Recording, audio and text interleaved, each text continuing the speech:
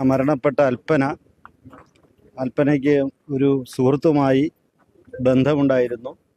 പ്രകാശ് മണ്ഡൽ എന്ന് പറയുന്നതാണ് സുഹൃത്തിൻ്റെ പേര്. അപ്പോൾ ആ പ്രകാശ് മണ്ഡലുമായിട്ടുള്ള സ്ഥിരം ഫോൺ വിളികൾ ഈ പ്രതിക്ക് നീരസമുണ്ടാക്കുന്നതായിരുന്നു. അപ്പോൾ അതിൻ്റെ അടിസ്ഥാനത്തിൽ പലതവണ പറഞ്ഞു വിലക്കിയിട്ടും അവരുടെ ഈ ഫോൺ കോൾ നിന്നില്ല. അപ്പോൾ അത് വീണ്ടും വീണ്ടും റിപ്പീറ്റ് ചെയ്തിട്ടും അത് മാറ്റമില്ലാതെ തുടർന്നു. ഈ 14-ാം തീയതിക്ക് തലേ ദിവസവും വീട്ടിൽ വെച്ച് ഈ ഫോൺ വിളിയുമായി ബന്ധപ്പെട്ട് അസ്വാരസ്യങ്ങൾ ഉണ്ടായിരുന്നു. പ്രതി അതുകൊണ്ട് തന്നെ 13-ാം തീയതി രാത്രി തന്നെ പ്രതി മനസ്സിൽ ഉറപ്പിച്ചിരുന്നു. അതിൻ്റെ അടിസ്ഥാനത്തിലാണ് എല്ലാ ദിവസവും ഈ വീട്ടിൽ 8:30-ക്ക് ശേഷമാണ്, 9 മണി 9:30-ക്കൊക്കെയാണ് പണിക്കാരും ഈ പ്രതിയും ഇവിടെ പണിക്ക് വരുന്നത്.